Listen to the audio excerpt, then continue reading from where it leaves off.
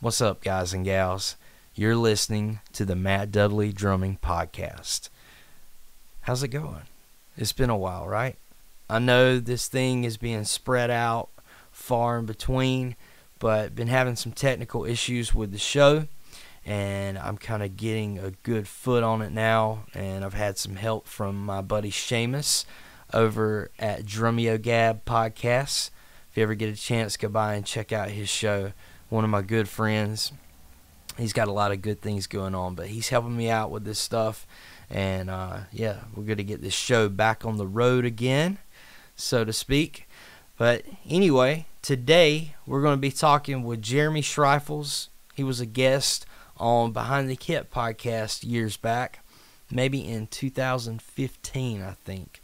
So it's been a while since I've talked with Jeremy, and I figured I'd have him back on the show because he has so much great information on not just playing drums and hand technique and things like that, but also he's just a great individual. He has an awesome insight on life, and I just thought this would be the perfect dude, if you don't know him already, for you to get to know him. So we talked a little bit about our careers. We talked about technique and the biggest obstacle of all, not giving up. So before I spill too much, let's jump into it.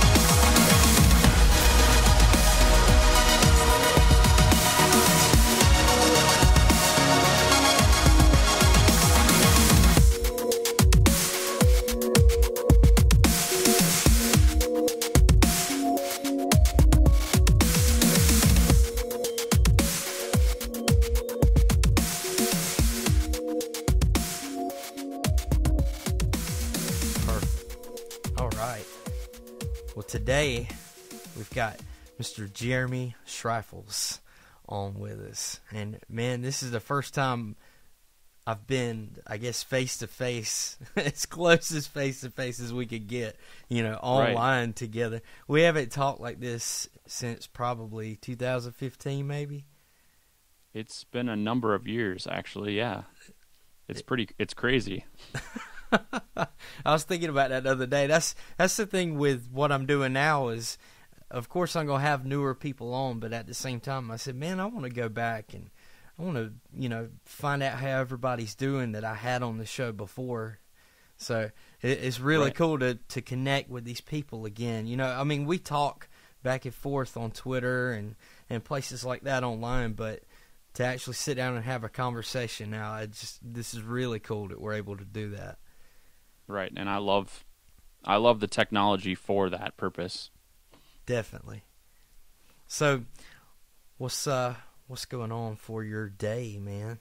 I know it's you're an hour behind where I'm at. So Central. Yep. Central time. Yep. Today is actually really, really packed, which is awesome. Just running around. Once we finish up here today, I have a little rehearsal going this evening. We do this new thing in central Minnesota. It's like a country music mix-up where they stick like 50 musicians in a hat and then make up 8 bands. Oh. And then they give you 4 weeks to like put a 15-minute show together. And it's with 4 to 5 people that you've probably never met and definitely have never played with before, which is kind of the goal. Man, that's an experience. So is this something that is just for local musicians to enter? I mean, is there any prerequisites to get into this, or? I don't think so. I mean, it's mostly just local people from kind of the Minneapolis, St. Paul market that play in country bands kind of all over the Midwest, and then they kind of put their name in a hat to be able to do this, and then they put the bands together. The board does. They make some decisions about that, and then they create a criteria. So everybody's show is based on a similar theme, but they all have to choose their own music and then perform it. And it's all about show and creativity and production. It's just a fun night. for a bunch of musicians to get together and hang out and play music together and see what can happen. Yeah. Is this the first year they've done that, or is this? This was the second year, actually. And you've done it already last year? I didn't do it last year at all because I got kind of into the thing a little bit late, and then they were kind of all full. And conversely, this year they actually called me and say, "Hey, we're short on drummers. Are you interested in doing it?" And I said, "Sounds like a blast to me." That's a cool networking tool as well, man. Just a way to get in and meet new people, right? Yeah, and that's kind of the way I looked at it and want it and am approaching it, because it's, any chance to meet 50 new musicians, or at least meet them face to face. We all collaborate online and are talking in the social media circles all the time, similar to you and I, but never really get to put face to name or meet person to person. So I think it puts a little bit more value to the networking relationship to be able to do that. Yeah. Dang, that's really cool, man. So when you go to perform, is this a stage that's already set up and prepped, and you just bring your sticks? Yeah, it's they backline it, so there'll be a kit there, and basically I just need to bring sticks. So a little bit of it's like stepping into someone else's car and just hitting the gas pedal for 15 minutes. Hey, we're lucky with that, right? Compared to other people having to bring amps and... Yeah, well, they backline all the amps for the guitar players and the bass players, good. Which is super cool for them. But I think that it gives some just consistency and like some, for lack of a better word, fairness to the groups as a whole. No one's bringing in their super expensive, crazy stuff. But it also makes it easy because we're only playing 15 minutes, and then it's like a 10-minute changeover. Mm-hmm. And to get through 8 bands, that just takes time. Oh, man. So it helps with time. Now, this isn't like is it a competition or anything? It is. Okay. Yeah, it's a competition. I think most of us are all in it just to have fun and hang out together. The competition part, it's a bonus, I think. I think there's money involved. I don't even know. If so, yeah, that would be, I guess that would be the bonus, right? If it pays for my gas back and forth to the venue, then that's a win. There you go. That's good enough, right? Right. And I don't have to load in and load out, so that makes it even better. That's it. I was thinking about that today, or this morning, actually, man. Just thinking about kind of what we get to do as not only as drummers, but as musicians. The fact that we're able to get out and teach other people and play and meet these new guys and girls that play music and create with each other. And I mean, not saying anything bad about working a different type of job or anything, but with what we get to do, man, it's phenomenal in my opinion. There's nothing that holds a candle to it. Excuse me. Right. And I think the part that I love about it, the music community as a whole, and even one level deeper, the drumming community, I literally think of it as it's a community. Definitely. We're not out there fighting for things, or there's always competition because there's only so many gigs, but at the same time, there's more than enough to go around for everybody. That's right. Well, man, for people listening that might not know much about you, we don't have to make this part very long, but let's give everybody a little bit of backstory, I guess, a little bit about where you come from and kind of like what you've been doing lately. Sure. I think if they go back and listen to your original podcast, they can kind of get the full-blown story. Yeah. Well, I mean, I grew up in the school band program and kind of did that thing through my school years and made that kind of a big priority for myself, and dove into music at that time. Went to college and did the college music scene, mostly performing kind of in the classical idiom or genre, and not too much in the live quote-unquote band performance or stage performance. Mm-hmm. And then kind of moved away from music because I had an injury, and that took me kind of out of the playing game for a number of years. And then as I started to get back into it a little bit later, about 7, 8 years kind of after I'd gotten out of the college world, I was able to start being able to play, and I was actually able to play drum set, which is something I never focused on before. And so I really just dove in on that and tried to play with as many people as I could and tried to build my skills and my knowledge base as fast as I could, because I always, and still to this day, feel like I'm 15 years behind everybody because I didn't start drum set at like age 9 like everybody else did. Yeah. And so I feel like I'm constantly in this game of catch up. And so I built kind of a little bit of a career while working full time, and I support a family. I have 2 kids who are now teenagers, which is quite amazing. And so I did that for a number of years, and then finally was able to move into music full time, doing a multitude of things between performing and teaching and writing and arranging for the marching activity and any kind of session work things that I could do like that. And then finally, in the last couple of years, I've been able to get to the point where I play pretty regularly. I just picked up another band that I'm playing with as a regular project and a couple side ones, which keeps my musical tastes and artist soul constantly growing and fulfilled. So it doesn't become mundane. Not that music ever becomes mundane, but I wonder sometimes if we play the same gig over and over, what does that actually do to our musical brains? And so the variety keeps my musical brain sharp and energized and ready to grow all the time. And then kind of kept building that and building the momentum, and then started traveling.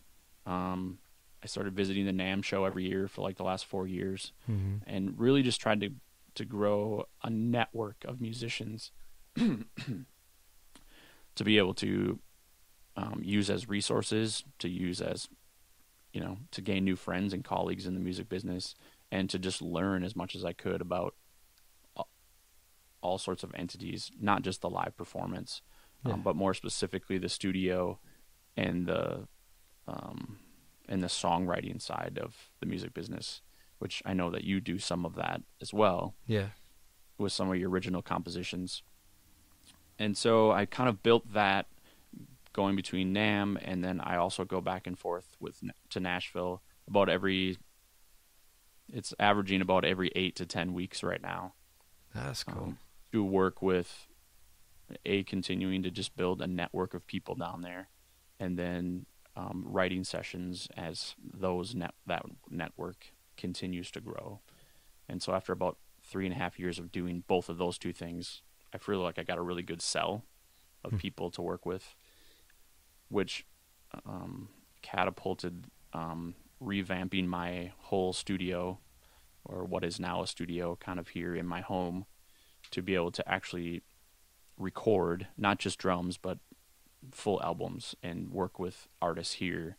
But what I do is a little bit different than the traditional studio experience, which is I actually use people not here. So I use a team of people in Nashville to actually do all my guitar work and my bass work, and if I need keyboard players, basically every other instrument that the artist doesn't play.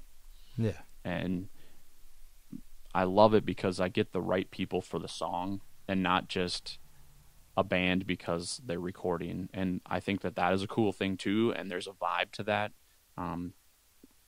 I just thought this was an interesting way to build my studio in something different and offer something different to somebody. Yeah.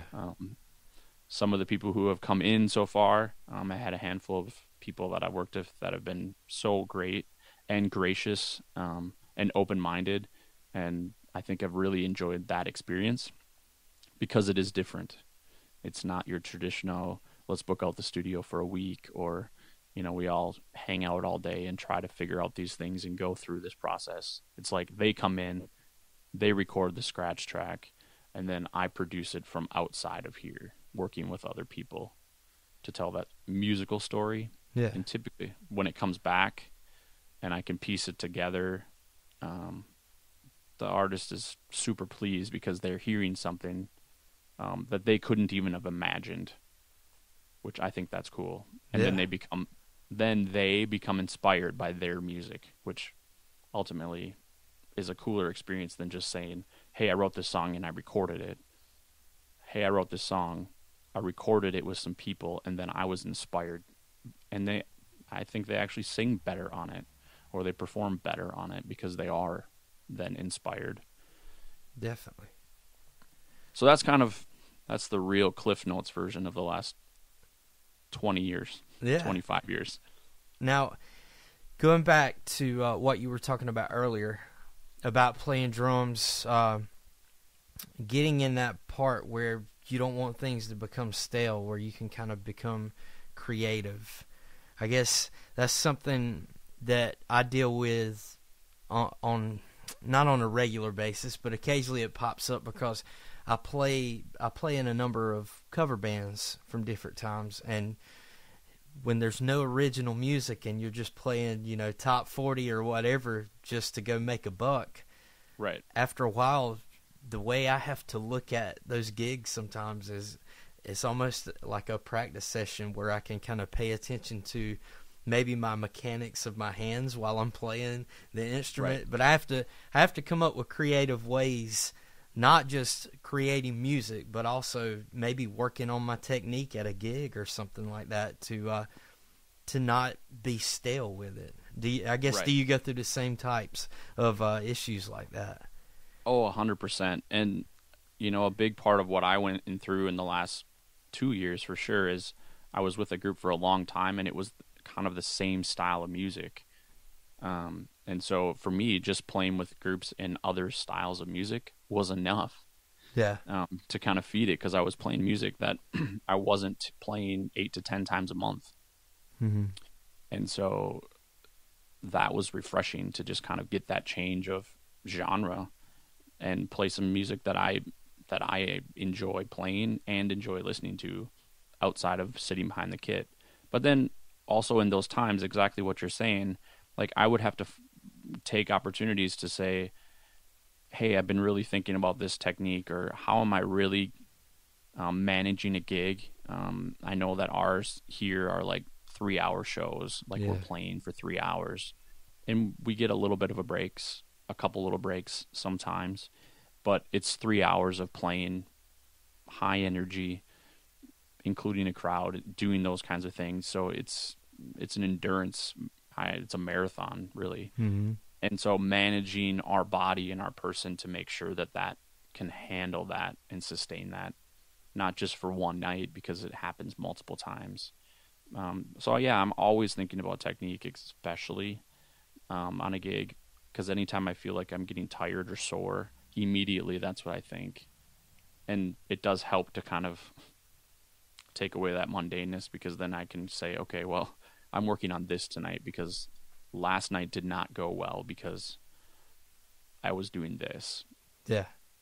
And all while trying to keep in the front of your mind that you're still performing for people and that you still have to do your job well. That's right. And so I get it. We have this kind of multitasking going on in our brain while everybody's still seeing the same picture of the drummer performing and being part of what's going on stage, not separating himself from it. Yeah, that's something that I've thought about too. Is, let's say, our gigs too that we do are normally 3 to 4 hours long, and you'll have like a 10-minute break in between, 45-minute sets or something like that. Mm-hmm. And then I'll be playing, maybe a halftime shuffle or something, and I'm really focusing on locking in on that groove and thinking about how my hands are working, and then I catch myself and I'm thinking, well, wonder what somebody's seeing right now, Hopefully they don't see my brain turning this way, but I'm thinking about things like that while I'm playing, and I've done it with the band I'm playing with now. We've been together for almost 7 years, so it's awesome. Something that is basically autopilot. you know. Right. So I guess you can pull those things off. I'm not doing this at like a fresh new gig somewhere. Right. You're paying attention in a really big way on those. Yeah. And I do. Go ahead. I'm sorry. No, and I do I try to do fill-in work as much as I can too, because it gives me a chance to probably learn 40 to 50 new tunes that I don't know, and really try to knock it out of the park with a group. So that kind of helps feed that musician too. And then I definitely am not thinking about technique and doing those kinds of things at something like that. Yeah. Because you're just listening and watching literally like a hawk. Yep. I had that same experience last weekend. I had a last minute call to a new church that's about an hour away, and had to go in and have 3 songs memorized the day before, and then get in there and play, and making sure I locked in on everything. You know, brand new kid, I'm not used to. So right. There were no instances of me, you know, trying to focus on certain techniques or working on new tricks or anything like that. At that time, we're just doing our job of keeping time. That's it, man. That's it. Keeping time and making sure everybody's happy. That's the name of the game, right? It really is. I was like, I always think of it, and Rich Redmond told me this years ago, and he's just like, I'm just like a server, like a waiter to everybody else on stage. Yeah. And when I think about it like that, it's always like, if I just make everybody else on that stage feel good, it's going to be good. That's because right. they're just going to relax and do what they do well. And by that, I know that I did my job well. And I think that's the win as the drummer, because that's our job, is to be that support to those people. Definitely. I don't like playing drum solos. Me either. I wave them off at all costs. Those are for guitar players and other instrumentalists. They can have it. I will just keep time. I do have a section in one of our sets where, of course, everybody has to play a solo on stage, and the way that I've orchestrated mine, that I've played it the same way forever, is more of a technical type approach than it is something flashy. And everybody's like, man, you should really just go crazy on this stuff. And I'm like, basically, this is my big, like, not saying anything bad, but like my big F you to drum solos of like, I'm just going to show you that I'm technically sound where I am, and that's where I want to be at. Right. And I can resonate with that 100%, because that's a lot of the videos that I've been doing, like on my YouTube channel, about this whole Groove State of Mind series that I have. Mm-hmm. That's exactly what I want. Yeah. Is like, I just want to play a song, because that's what we do as drummers. We play songs, and we play groove, and we play time. And I think if we can just do that to the best of our ability. People ask me all the time, can you do like a chops video? No. Hey, I did put something up the other day where I blew chops, and I think that's the first time I've ever posted a video like that. And it didn't, of course it didn't blow up or anything like that, but it was just something just to have a little bit of fun with it and try to throw something out there. And I was going to watch to see if, you know, people liked it more than they did just me playing these grooves that I normally do. But I couldn't really tell much of a difference right now. I'm not really that kind of drummer. And then the more I look at stuff online, I guess for a while you had the big chop stuff going on, and it's still out there. But I think, I've heard this on other podcasts as well, I think it's kind of dying back down and kind of reverting back to the groove. I think the pendulum is coming back. Yeah. And I still think that there's a place for that, and those people, they are fantastic. Oh, definitely. And I don't discount what they do, because they put in the work, and they obviously deserve that. I had to decide like 7-8 years ago, that's just not the player I am. Yeah. And then be okay with it. I think, and that second part is probably the most important, is like, that's just not who I want to be. I want to be a good groove player. I heard this was on another podcast, but Ndugu Chancellor said, I never got paid to play a drum solo. Yeah. Well, he's got some of the most iconic drum recordings in history. That's right. I think I can follow that path. Yeah. It's like, do I want to make money? Of course. I do. Guilty. I like my house, and I like my family and my kids, and I want them to have a good life. So we're going to say no to chops. Just for the moment. Yeah, just for the moment. Well, going back also, I know we covered this on Behind the Kit podcast back in the day, but let's talk a little bit about that injury that you had before and now. I mean, where are you at now as far as everything? Sure. Well, it ended up being I actually, and I still have to this day, 2 tears on my left wrist. One's on the tendon right on the top, and then one is on the outside of my wrist that also has a tear in it. And so when I had surgery a number of years ago, they weren't actually able to repair them because they were like jagged tears. And so basically what they did was round them out. Okay. And so that was kind of that period of time that I had to stop playing, and I thought then I would never play. And kind of getting back into playing, I was asked to play at church. Similar to the kind of gig that you're doing on a Sunday. It's 3-4 songs. Yeah. And just that's what that is. And so I figured out after doing that once or twice that I could do it, and it was the first time I could play in like 6 years without pain. And so I kind of gradually just started to build that up and build those muscles, and used kind of the church setting because it was short periods of time, and it wasn't a 3-hour gig. It was 3 to 5 songs.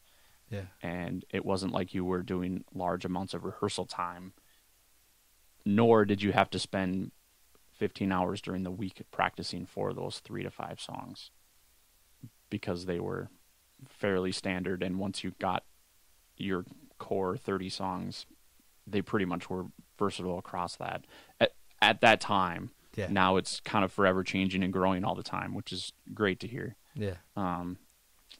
But then when I got into the live performance, I found out like it was really hard to stay and maintain that without pain, because I wanted to practice, but practice meant pain, and pain meant having to stop, and then would I be ready for the gig on the weekend?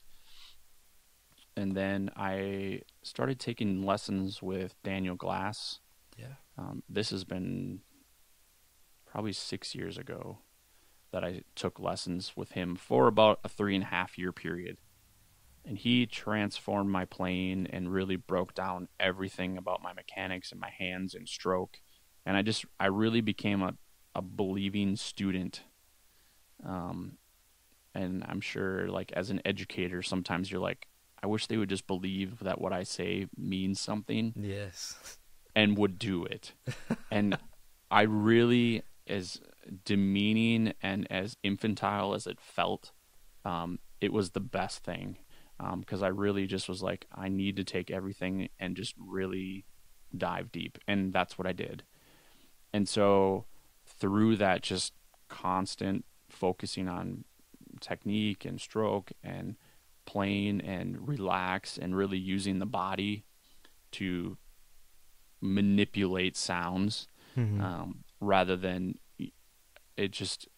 now playing is easy.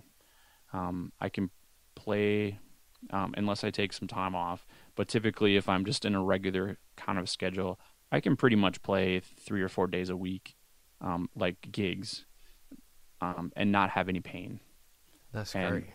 And I can play with as little or as much energy as needed for that group, whether it's an acoustic cajon gig or big stage, got to play lots of backbeats, and it's my left hand that was always the concern. So big backbeats can be not real great for that, and through kind of all that study and practice, and still I'm continually doing it, I was able to make it so that I don't have that pain, and I'm not losing anything sonically. In fact, I feel like I gained a palette that I didn't have before, to be able to play softer and be able to play louder, and I'm working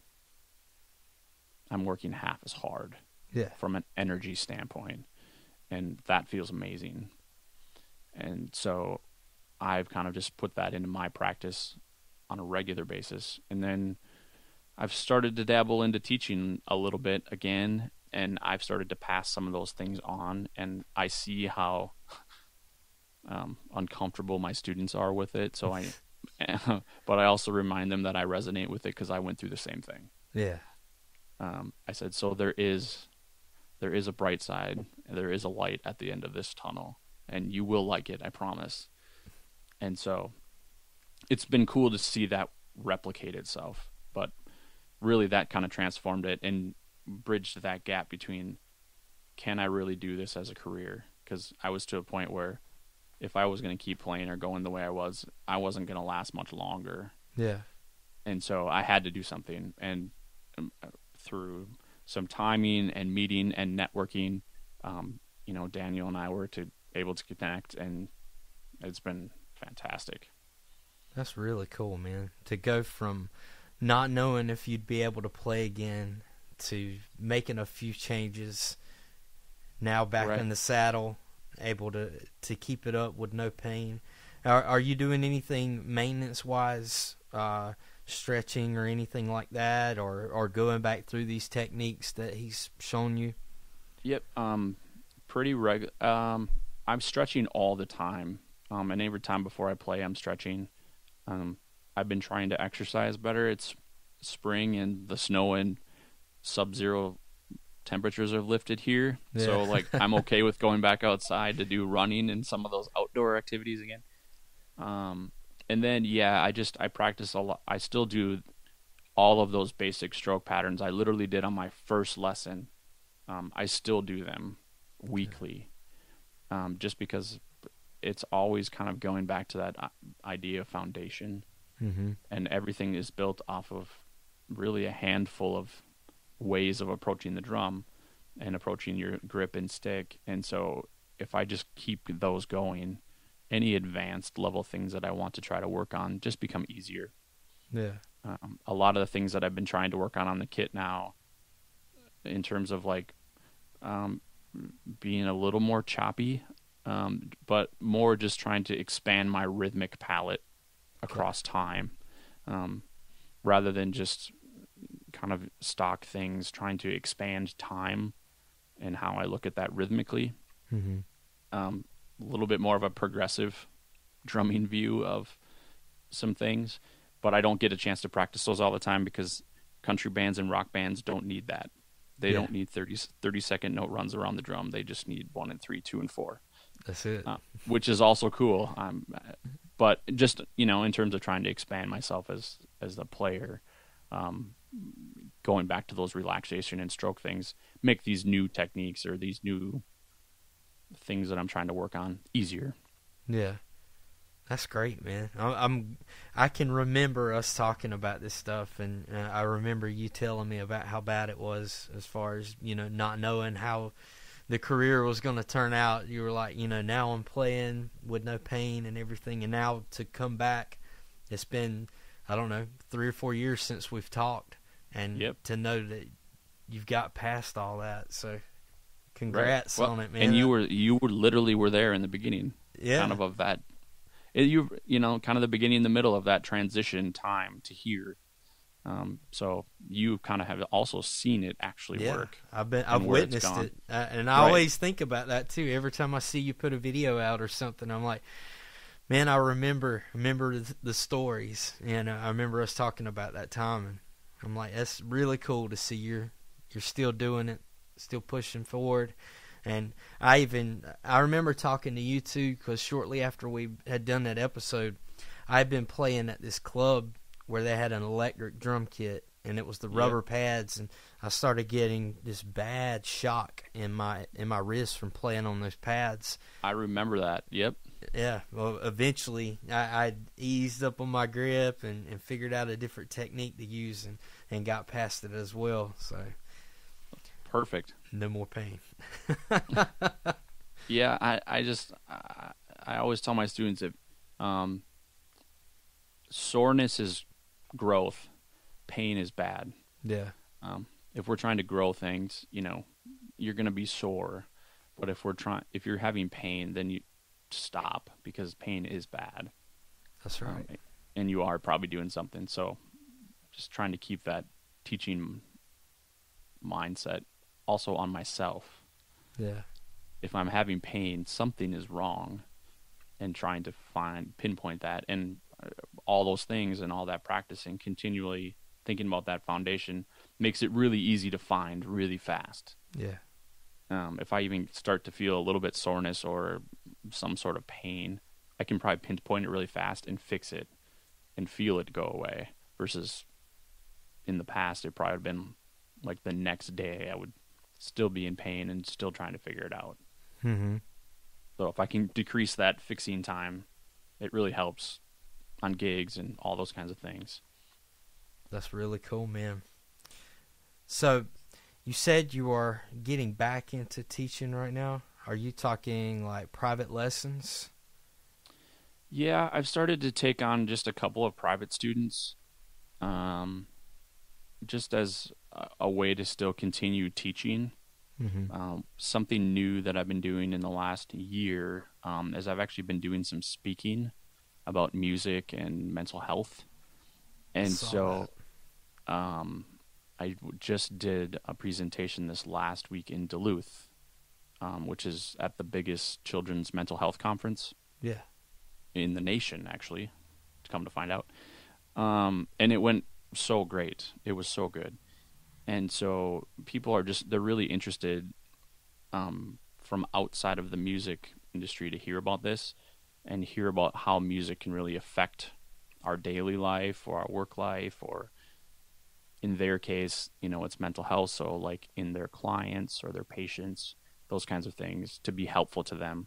So is this the MACMH? Is that Yep. the Yeah. Now what does that stand for? It's the Minnesota Association of Children's Mental Health. Okay. Yeah, I've been seeing this stuff lately, and I said, well, I want to talk to him about it to figure out what was going on. Yeah, so basically what I do is I'm talking to these, they're social workers and psychologists and behavior specialists and preschool teachers and daycare providers, and these are the kind of people that attend that conference. And then I'm talking about like a multitude of things, but the idea is different genres of music create an emotional response. Okay. Whether that's when we personally listen to a type of music, or your client or student that comes in the room listened to a type of music and said, hey, I love XYZ artist, and what is your personal response to that? And then how can you make that a positive or negative relationship based on what they think versus what you were thinking? Mm-hmm. And so I'm just trying to create an awareness at this point.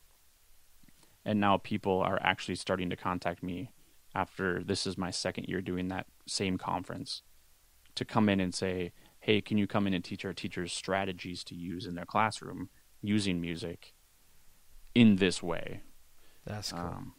So that's super cool. And to me, that's another way for me to be an educator.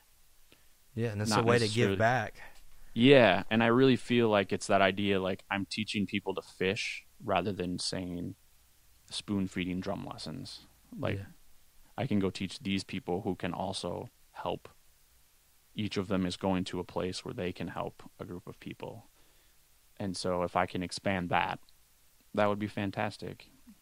But yes, I still maintain a couple of students privately, and with the studio expanding, I'm a little more open to possibly opening that up to some more students, whether it's a Skype, FaceTime kind of lesson, or I always love in-person lessons. Same here. It's just, this is a hard market for that. And I've kind of put it at a premium place to make sure that they're investing in something Mm-hmm. in their own education and my time. So it's not like my days of teaching at a drum shop and those kinds of things. I don't do those anymore. Yeah. Just because I want to make sure that the student is invested, and if they invest resources, they're going to invest the time in between lessons. And so I want to make sure that it makes sense for both of us. Yeah. Now, the things you're teaching, like, I guess, what would you say your specialty would be as technique or playing styles of music, or? I would say probably the technique and the styles of music kind of thing. I have a student who's a brand new beginner who knows nothing about music, but his family is super musical, and he wanted to learn how to play drums. And so that's been a really fun journey. But I can incorporate all those things into a beginner because he knows nothing. That's cool. There's no preconceived anything. And so that's super cool. And then other ones, just like, let's talk about styles and what that means, because that's what my kind of Groove State of Mind series is on my YouTube channel, is to educate people, like, this is what it means to play a bossa nova. This is what it means to play a country train beat. And so my idea behind those was to just, like, let's play a song in that style, but I go learn that style, or I go learn some of the things that make that style really its own style. So I've expanded, like doing a samba or a Mozambique or a soca, and they're hard, and some of them take time. And there's been videos that I've created that have not made it to the YouTube channel because they didn't work. Mm-hmm. I didn't perform them to the best of my ability or the best of the genre's ability is usually what I make it, because I don't want them to be perfect, because they're not. Uh-huh. In fact, I have it on a playlist, and I just was rolling them this morning, and I'm like, oh wow, yeah, they're not perfect, but I didn't want them to be. Mm-hmm. Most of them are straight takes, because I just want to literally spontaneously respond to the music that's coming through. In that case, my in-ears, because I'm in the studio studying. Because then I'm playing literally the song like I would play it live. And there's a real response to that as well. I think people seeing that would take that in more so than to see a perfect product. I think we're seeing, not trying to get off subject, but I think we're seeing way too much of that these days. As we're not seeing the grit, we're seeing something that's polished every single moment. So to be in the moment and show the truth of the music style like that, I think that's great, man. Yeah, and it's super humbling, because you have to be pretty vulnerable to just be like, yeah, this is just what it is. And there's been times, because I work with my friend, and he does a great job with the video and audio, which is great. And I'm just like, he's like, oh, do you want to take it, or do you want to punch in? I'm like, nope. Just let it roll. That was that take. And some days I've said, well, that's just as good as that's going to be. Yeah. Because that's where I'm at right now. And then, it also then becomes a timeline for me to tell a story of my drumming over, I think it's been 2 years that I've been doing those. And so now you can see a progression, which I think is cool, because those first ones, they were good, but the newest ones are better. Yeah. And so I like watching that growth in myself. So it becomes an education tool for me, but also, like you said, for people to see, like, this is real. It's not something polished. I didn't do 100 takes of the same tune. Let's face it, that's tiring. Yeah. You got to play a samba 100 times. That's just tiring on the right foot. I'm just imagining, like, you're watching this video and you're like, God, this is so good, it's perfect, but the guy's face, he really looks frustrated right now, and you're like, well, it's probably because it's like his 50th take. Exactly. He's ready to be done, He's ready to be done. He's done. Because when I do those, I do about like 3 or 4 in a day. So it's, do them a few times. I think, I want to say the one that took me the longest was like 4 takes. Mm-hmm. and I just play them straight through. I don't. I can't lie on the podcast. I may or may not have punched once or twice to get an ending because it was just bad. Yeah. So I can't lie on here because you guys will watch it, and now you're going to critique me, which is great because you want to know what? That means you're watching. That's right. So and thank you for watching. The YouTube channel is just Jeremy Shreifels, right? Yeah, I think if you just type in Jeremy Shreifels, you'll find it.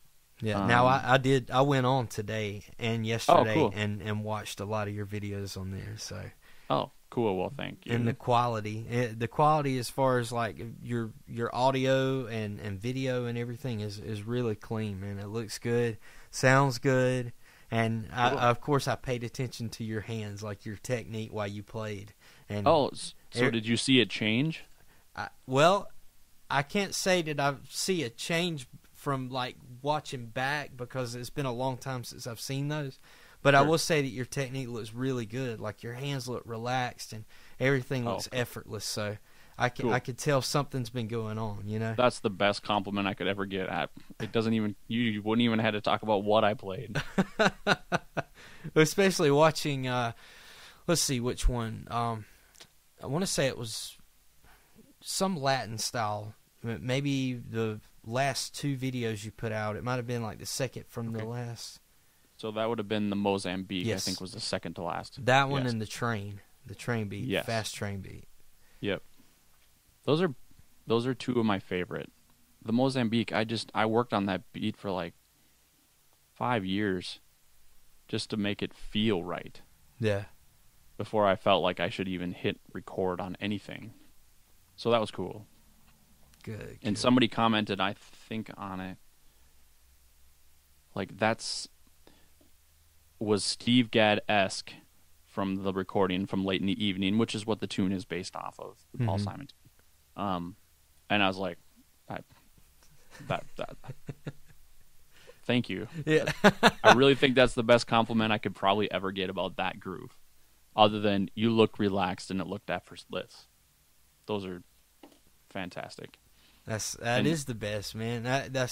And some of the best compliments I've ever gotten were like playing effortless, and if somebody says you have a very consistent snare, a consistent snare sound throughout, you know, right. I take that as a bigger compliment than somebody saying, "Oh man, like you killed it and you're blazing, like you're really good." Right. So when somebody could say, "Man, you look like you're not doing anything up there," that's perfect. Good. I don't want people I'm like you. I'm like I would rather get that feedback, or if I'm playing with musicians on stage, especially ones that I haven't played with before, like if they turn around and just say, "Wow, we don't have to think about what you're doing because we just know it's going to be fine and okay, and we can just do what we're doing." That's really that's where I think you should get to, because then everybody's having a conversation on stage. Yep. That's the best, man. Now, recently, you made a trip to Nashville. Let's talk about that for a second. 2 weeks? Yeah, it's been 2 weeks now. The week of the NFL draft, which was a poor choice. Oh, wow. But not being a football guy, I had no idea until I landed in B&A, and it was Nashville football draft, everything. Wasn't there like 500,000 people there or something like that? Ridiculous. Yeah. I think they were estimating like 300,000 for just the draft that week. And then they had the Rock and Roll Marathon was Saturday morning after the draft. That was going to bring in like 60,000 people. And then Jimmy Buffett was performing that Saturday night, which was going to bring in like another 40,000 people. Good grief. And it was like, it was crazy. And in fact, I was there Monday, Tuesday, Wednesday. So Wednesday I got out before the real mayhem kind of started. And so when I'm going down there, I'm really trying to meet and network with other musicians in terms of like the business side, in terms of mostly songwriting and the recording studio, because I'm trying to build a studio here. I want to go down there where a large amount of today's music that you're hearing on the radio is coming out of. Yep. and it's it's not just country, it's rock, it's pop. The contemporary Christian music scene is very large out of Nashville. And so just learning from all those people, I try to have at least a few meetings where I'm just literally learning, or like getting coffee with people and learning their story. So it's like having a podcast interview, but I just go meet with them and have coffee and learn and pick their brain and hear their story. Mm-hmm. And then that can start that relationship to kind of grow into whatever that's going to look like. And I also am always trying, it's always my goal when I go down there to at least write and complete one song. Mm-hmm. So that happened this last time, so that was also super cool. And just trying to build that library and that being a student of songwriting, because it's not something I've focused on. And so I'm in a real time in my music career of being a student as a songwriter, student as a music producer and engineer, and constantly growing as a drummer. That's so awesome, I'm actually seeking more educators than I am being an educator. So there's a weird balance there right now. Yeah. That could shift again. Yeah, and that's one of the best places to do that at. I was actually there, I think, a week or two before you were, and had gone with a group of friends to go watch the Supercross race at Titan Stadium. Oh, nice. But we got there. The race was Saturday, and we got there Thursday night and hung out Thursday and Friday night and watched the race Saturday, went and saw a few bands Saturday night, and then we left Sunday. Do you remember Jake Summers plays for Luke Combs? Yep. Yeah, well, I got to hang out with him a little bit the other night. I had him on the podcast when I first started the show back in 2015, and he was playing with Luke then, but they were just a regular bar band just playing. Yep. And I remember him telling the story about, that they were just hoping that they could make some big break, and now they're like one of the top 5 artists out there. Yes. Killing it. So I was able to run into him. I got up with him before time to let him know I was coming. We got to hang out, watch some bands, talk a little bit. And awesome. Another guy that I'm friends with, Corbin Cagle. He's also a drummer. You know Corbin? I know who he is. Yep. Yeah. Yep. I think I've met him a couple times down there. It was really cool, man. I will say that after about a day or two, it was so crowded everywhere, and especially going in the bars to see the bands. Like, it's so packed up compared to what it was in 2011, the last time I went.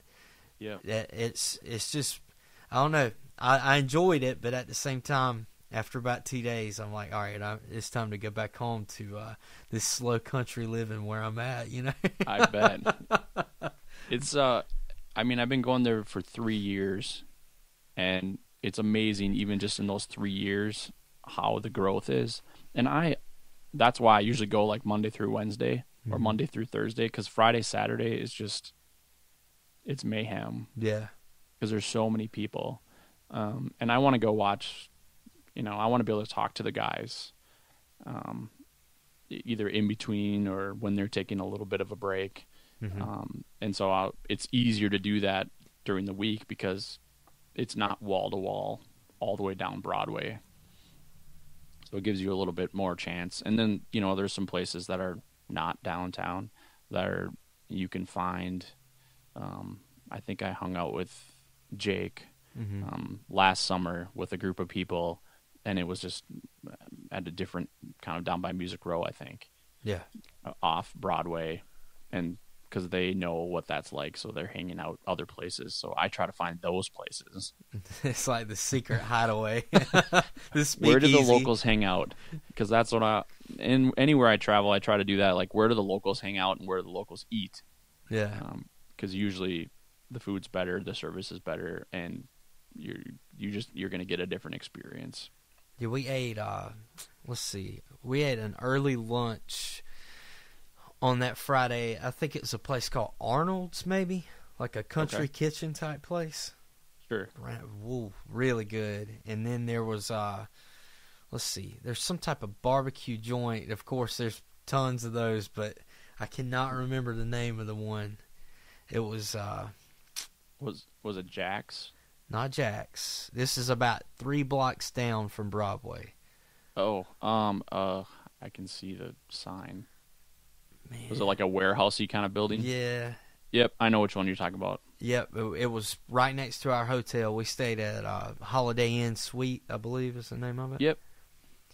So whatever that place is, I can't remember if it's like Big T's Barbecue or something. It had a funny name to it, but good food, man. And then had Nashville hot chicken on Broadway that Saturday. It was pretty good. It's the first time I'd ever had it. There's if you next time you go back, make sure you go to Hottie B's, one of those, because it's all hot chicken. Maybe that's where. Let's see. Hottie B's is not at Broadway, right? No. Okay, we saw that when we went to go. We went to Grum's Guitars and went to go look because they relocated. So yes, man, the place that we ate at with the hot chicken, it was on Broadway and it was going towards the river, almost at the very end of Broadway on the right hand side. So I'm terrible with names. It's okay. There's so many places. Yeah. But it was fun, man. I enjoyed it. Glad I got to go. Made it to Forks. That was a really cool place. They had Chris McHugh, one of his Craviotto kits in there. I think they wanted like $21,000 for it. Oh my goodness! It's ridiculous. It was one of the last. It was like one of the last kits that. What's the guy's name who passed away from Craviotto? Oh.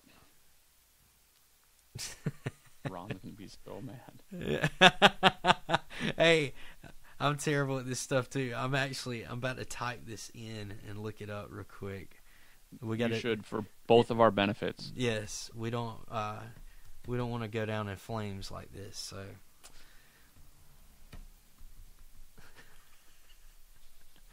oh man, we're typing it in. Johnny C, right? Is that who it is? We'll say that's who it is. Are you looking it up too? I will look it up. Just Craviotto Drums founder and CEO, Johnny C. Craviotto. There you go. You got it. All right.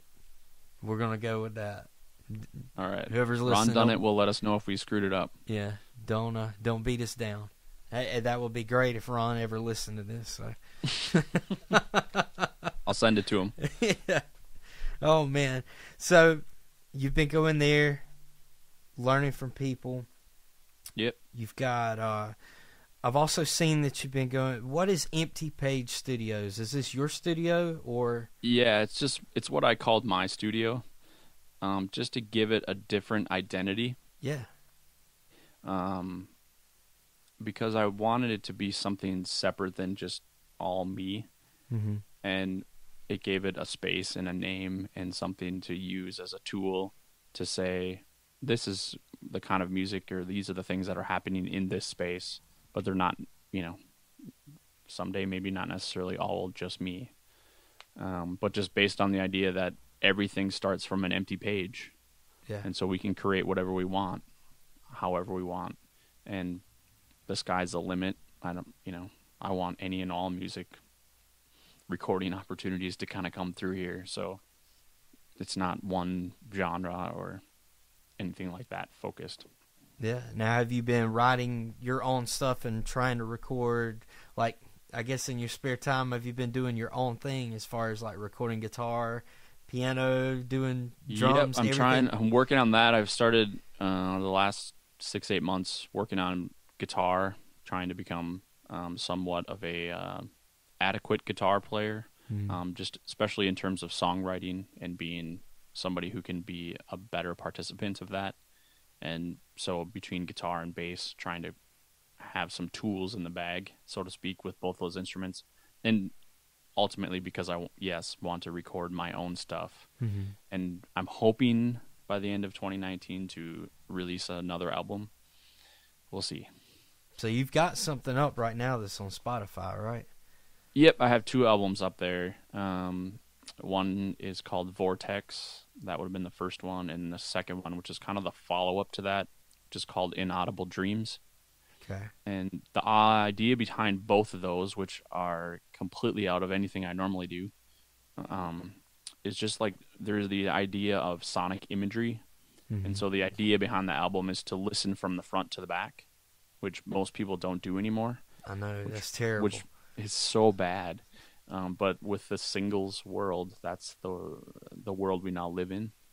But they're really made to tell a sonic story and for you to listen to and take it in, and then, have your own journey, whatever that makes, whatever visual imagery you come up with from listening is kind of the idea behind those.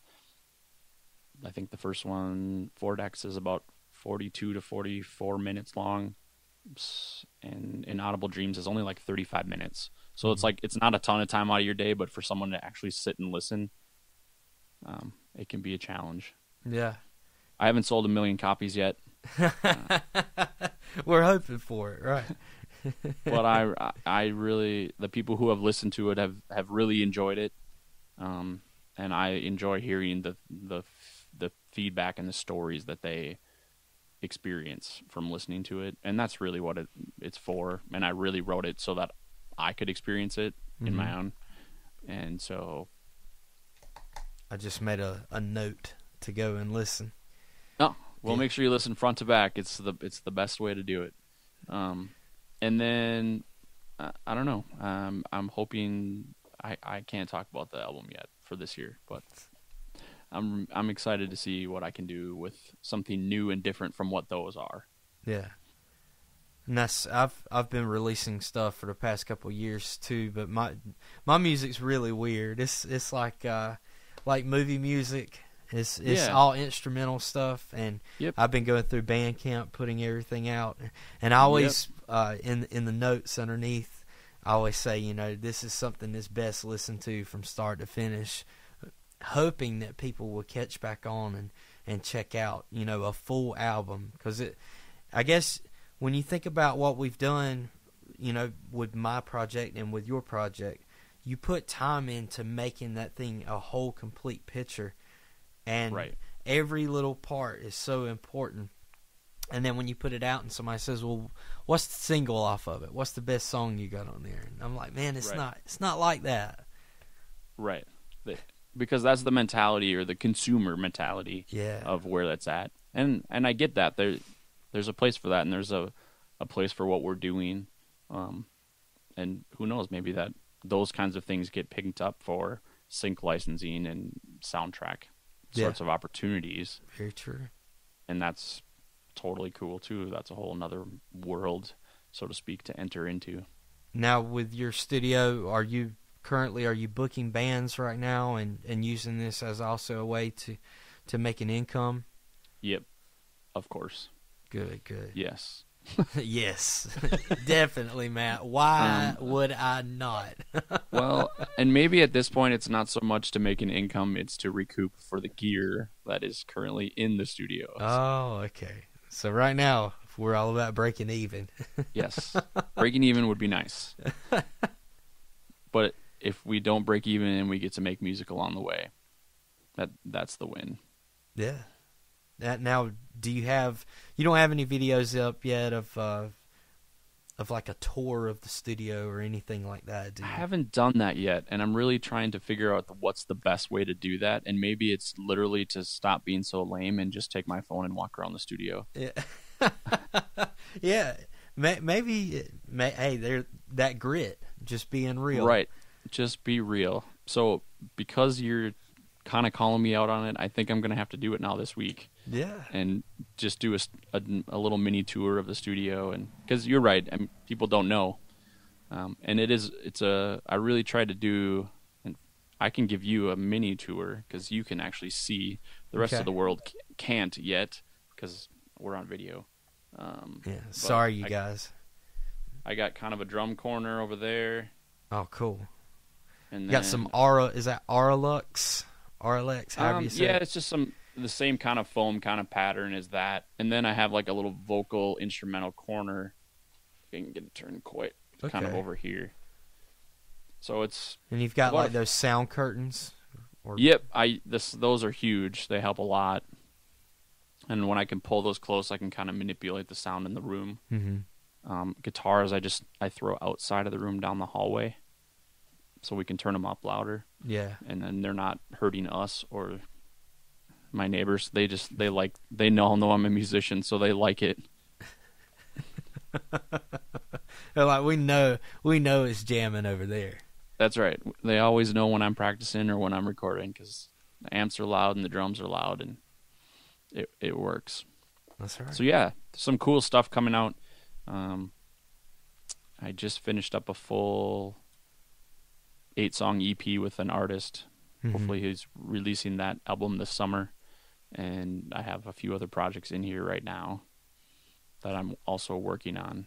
It's a little bit challenging to release content showing that, just because it's not like a full band in here all the time. Yeah. Typically it's just me and the artist. If there's singers or if they also play an instrument, that might be happening. Mm-hmm. And so I'm still trying to figure out how to kind of manage, like what you're saying, like, well, show me, like, I want to see it, what's going on. Yeah. And so I'm still trying to work with that, because I'm also the guy that's the engineer, and I'm doing the mixing and I'm running the tracking session. So I might have to hire some people to just come in and shoot content while people are here. That would be a cool idea. Yeah, and promote it a little bit. So Minnesota area, right? Yep. Basically the Minneapolis market. Yeah, so if anybody who's listening from that area, if you need to lay down some tracks and get some magic, you need to come see my boy Jeremy. Let's do it. And that's Empty Page Studios. So are you going to create a page for this, or is there a page or website or anything? There is a Facebook page. There's Facebook, Twitter, and Instagram. Okay. It's also emptypagestudios.com is the website. Cool. So they can get to all those social media platforms from there. Otherwise, most of the tags are Empty Page Studios. Yeah. With the @ symbol at all the 3 social media platforms. So yeah, connect. I also have a laptop and an interface and will travel. Yeah. I'm doing a session, I think, in June down in San Angelo, Texas, with an artist that actually used to live in Minneapolis. And so he's like, hey, do you want to come down here and record some songs? I'm like, yes. Yes. I definitely do.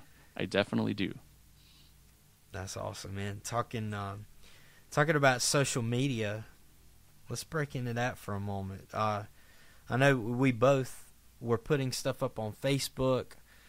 We're on Twitter. We're on Instagram. What would you say right now would be your favorite out of those 3 that you've been using?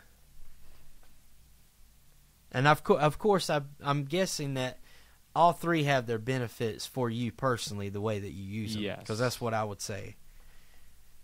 I would say I probably like Instagram the best, just because I like images. Mm-hmm. It seems to get the most amount of reach or traffic, just because that's the hot button right now in the social media world. Mm-hmm. But I think you hit it right on the nose, and like each platform serves its own purpose. Facebook serves a purpose for education and awareness and those kinds of things. Mm-hmm. And Instagram, I want people to see stuff or experience stuff, whether it's videos or spaces I'm playing or things I'm doing. That one crosses a little bit over into Instagram. Twitter I use a little bit also for personal life. So sometimes those things spill in and, gives people a little bit of a glimpse into my world as well, which I think is, and then I'm a real person. I'm not just Jeremy the drummer. Yeah. Just cool. Twitter's fun because you can just have conversations with people from all over. And it seems so natural. It's a little bit weird of a space to navigate at first, but once you kind of dive in, I think the community is great. We've built a great kind of community of people to have conversations with on a pretty regular basis, which is super cool and fun. To me, I have more engagement on Twitter, talking drum-related stuff with people, in our group that we've kind of created, getting people to follow each other and everything. it's way different than Instagram. Not saying Instagram's bad or anything, but we have our own little group on Twitter, and everybody, somebody will throw a question up and tag 5 or 6 of us in it and want feedback off of it. And I just think that's really awesome. Right, and it's easier to give that feedback and have that conversation. But that's what that platform was built for, so that makes that easier. Yeah, and I've got a group chat on there that I've had with 2 of my friends, Jay Kruger and Mike Shirtlib, I think is how you say Mike's name. Sorry, Mike. I know you'll be listening.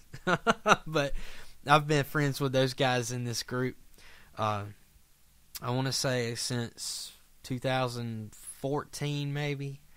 Wow. 2014. Well, I should shout out to Jay, since he is on there, and you're mentioning him. He's actually the one that created the logo for Empty Page Studios. Oh, really? Yeah, Jay. I did a call out like last summer, fall or something, saying, "Hey, who would be interested in putting together something for this?" And he hopped all over it. So I got to give him some kudos on here because he did a great job, and I love it. And even though I'm a designer and like graphic design stuff and do those kinds of things, I'm like, I wanted somebody else to do it. Yeah. Because I didn't want to be the one that had to slave over it. And he did a fantastic job, and he hit all the things that I wanted on it. So that's awesome. It's perfect. Jay's the man. You did great. That's really cool. And to think about that, man, like that you just threw something up online to our group of friends and somebody says, "Hey, I'm willing to help out." And then on top of that, do a great job with it. So, he did. He did great. That's awesome, man. And that's something I try to push is people, online it's cool to put your content out, but I think it's even more important to engage with people on there and to build these little groups to not only encourage each other, but also to learn from each other, man. There's so much that I learn from people throughout the week on these programs, or through Twitter at least, and different experiences I get to have that I wouldn't have had years back, and I've gained so much insight from it.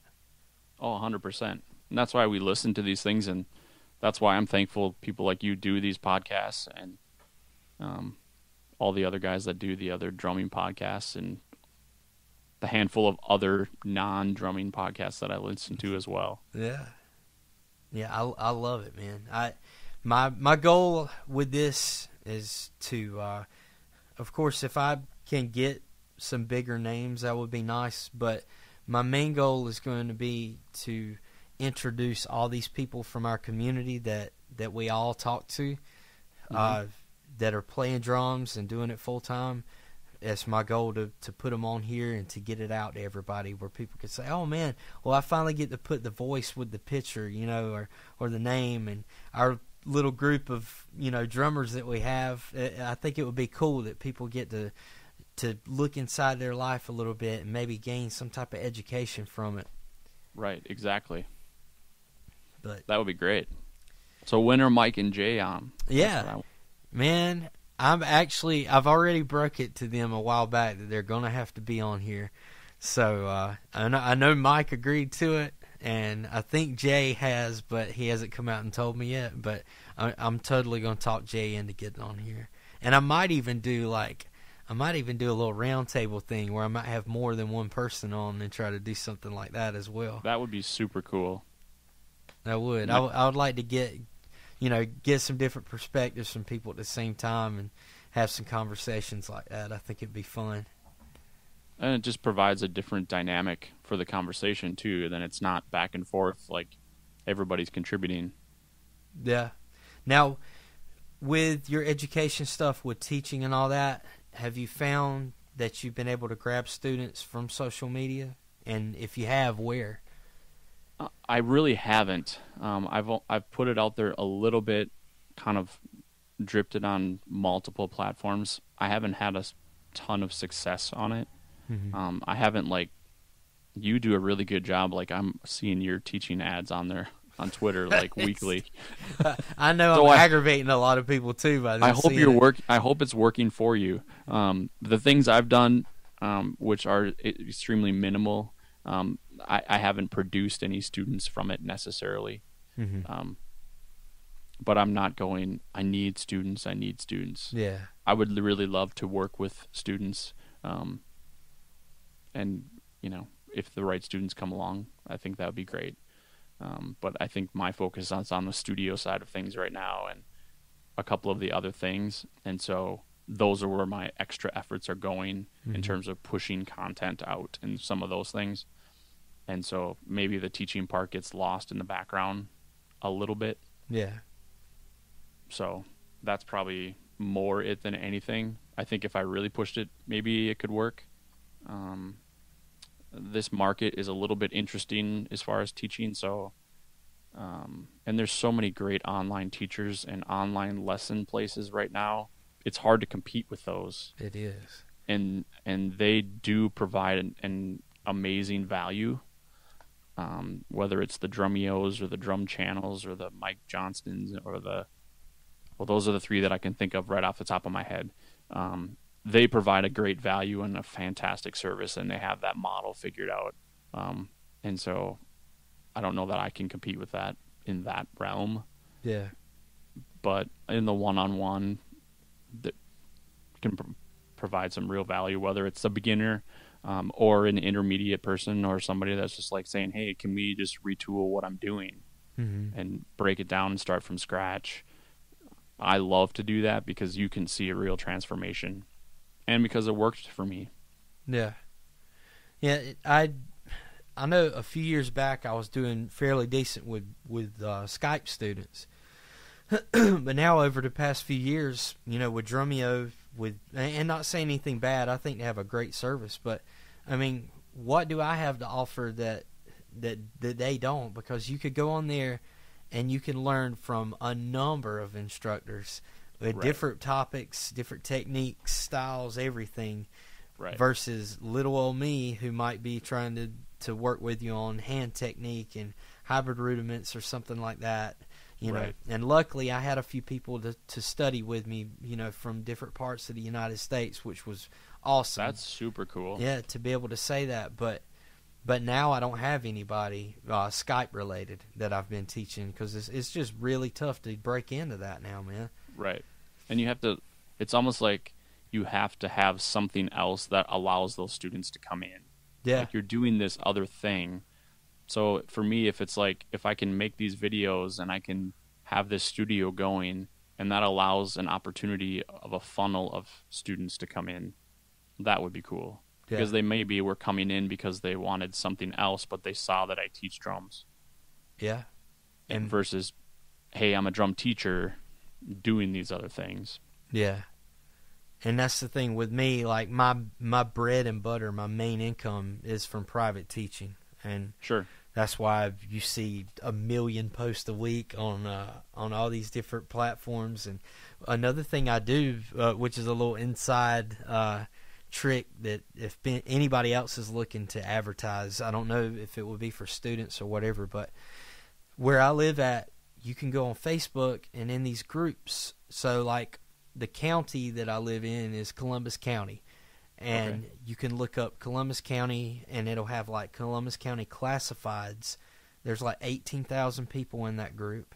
And there's Columbus County yard sale group and all these other counties surrounding. So I go in each one of those, post a YouTube video and a bunch of information in my website for people to go and take lessons, and I'll normally get hits off of that.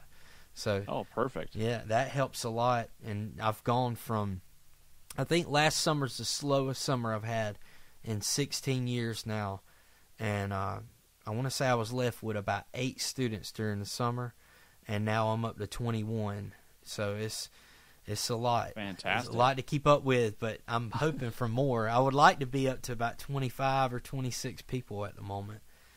So that would be great. Staying steady, man. But Facebook works a lot locally for me, more so than and those groups are huge because people spend a lot of time in those groups. Oh yeah, people are in there looking for. I mean, people are selling vehicles, houses, lawnmowers, everything. Clothes, and then you see drum lessons. And you're like, oh man, perfect. It's a breath of fresh air. We need this. Right. If anything, it's a break from the norm. That's right. Well, man, what have you got what have you got going on, future plans, things like that, besides, I guess, trying to play with more people? What you got? I think the like my growth right now is a big part of it's on the studio side of things. Okay. Just the music producing, like creating with people in collaboration, the music producing side of things, and this speaking side of things, and really seeing where that can grow. Mm-hmm. And the drumming and performing with multitudes of groups, I think, enhances both of those. It gives me lots of opportunities to hear lots of things and deal with lots of people. Yeah. And lots of different kinds of people. Especially as musicians, we deal with lots of different kinds of people. And so there's lots of learning opportunities inside of those. Those are kind of my two big things to be focusing on for the next 12 to 18 months, Mm-hmm. to try to grow that and grow more than anything in awareness, because people still don't even know that I have a studio and that I'm recording artists and that I don't just do drums. Yeah.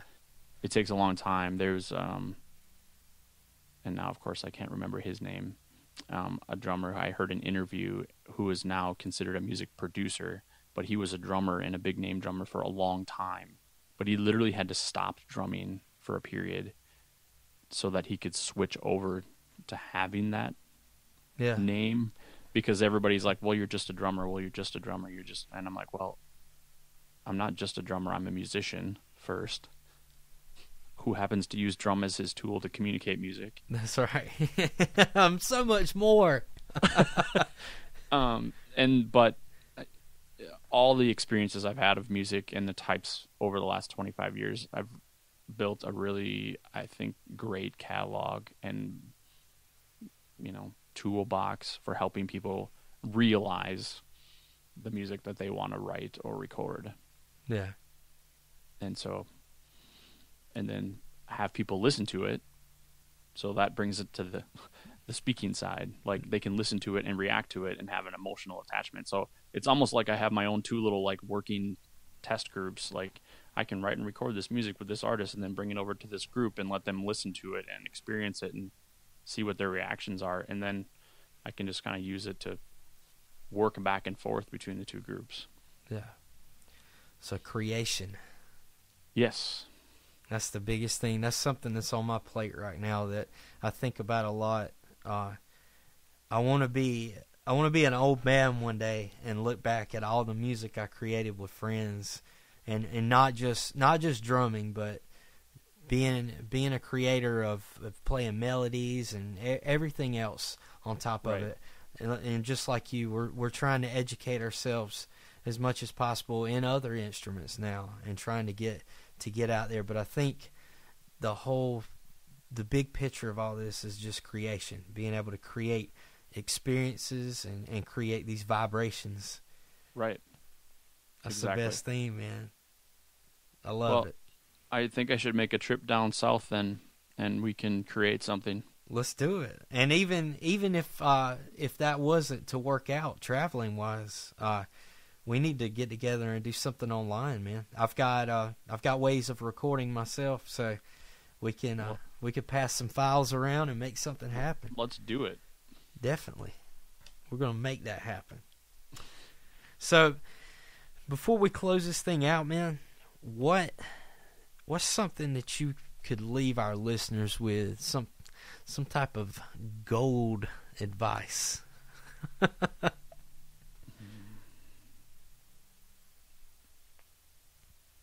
Well, this is probably one of my favorite quotes, and that's just, if you never quit, you win. As long as you never quit, you win. Because everybody quits. And as long as you don't, you can win. And if there's one thing that I've seen as the journey of a musician is those who win stay. They stay in the game, even when it's only 8 students in a summer, but now they have 21. Because you didn't quit. You could have quit at 8. Would have been easy, but you didn't, and now you have 21, which will probably turn into 30. So there's my golden nugget, because I live by it. So there it is. I had to stay quiet through all of that because that was perfect. That is perfect, man. And yes, I totally believe that. Last summer, that was a big letdown for me, and it was the first time in almost 10 years that I had to go and get a part-time job to go along with what I normally do with me just teaching full-time. And it made me realize a few things, because I don't think I would have, but I had a mindset of maybe I should give this up and do it part-time and then go get a full-time 9 to 5. You know, I don't have. It would be different if I had kids and a family and it called for that, but I live alone and I hardly have any debt to my name, so I could do those kind of things if I want to. But right. But at the same time, I was like, you know, why do I want to worry about money? Maybe I should go do this or that. And then after thinking about it a while, I'm like, I do this because not everybody gets to say that they teach a kid or an adult how to play an instrument, and they take that instrument and provide a smile for somebody one day, or create Exactly. something out of it. Like, who gets to say that they get to do that, you know? And no matter if things get tough or not, it's one of those things of belief. You have to believe in it. You definitely have to keep that belief alive that you're doing it for the right reasons. If you're doing Right. it for the wrong reasons, you will quit. You'll give up. Right. It's easy to quit then. That's right. Dude. Awesome, man. That's perfect advice. Perfect advice, Jeremy. And I greatly appreciate you being on here with us today, man. I'm happy to do it. I love it. And for people that want to look you up, let it fly. JeremyShreifels.com, my website. I'm on all the social media platforms: Twitter, Snapchat, Instagram, Facebook, LinkedIn, YouTube. Those are the big 6, I think. And so you can kind of search my name, find me at any of those spots. Please stop in, say hi. Let me know that you heard the podcast. Yeah. I would love to hear that. Yeah, and I'll have all that information in the show notes for everybody to be able to find you and everything. So Perfect. dude, thank you again. I appreciate this so much. You bet, man. Thank you. That's it for this episode. Hope you enjoyed that conversation and hang with my buddy Jeremy. Lots of great nuggets of information in that one to help you out. So I really enjoyed that. If you would, do me a favor. Go look up Jeremy at JeremyShreifels.com. And also, if you want to look him up on Twitter, Instagram, or Facebook, I know on Twitter and Instagram it's going to be at music_by_Jeremy, and that's Jeremy. But I'll have all that in the show notes below so you can look him up. But yeah, start a conversation. Tell him what you thought of the episode. That's what this whole thing is about, is building relationships, and it's a way for me to pull people from our community for you to get to know them better and to take these nuggets of information and to hopefully do things that will improve your life and your career. So again, thank you so much for listening to this episode. Sorry for the delay on putting episodes out right now. Working on that. Right now, it's looking like it might be an every other week deal until I can get things built up to I can release an episode every week. So again, hang in there. I promise I'm going to get these out. I don't know how many people are listening, but the ones that are, I greatly appreciate it. Thank you so much. If you want to look up more about the podcast, you can find that at mattdudleydrumming.com. And I'm also on Twitter. If you have any questions or want to start a conversation with myself, look up at Matt Dudley Drums on Twitter, and Instagram will be at Matt Dudley Drumming. Again, thank you so much for listening, and until next time, I'll see you later.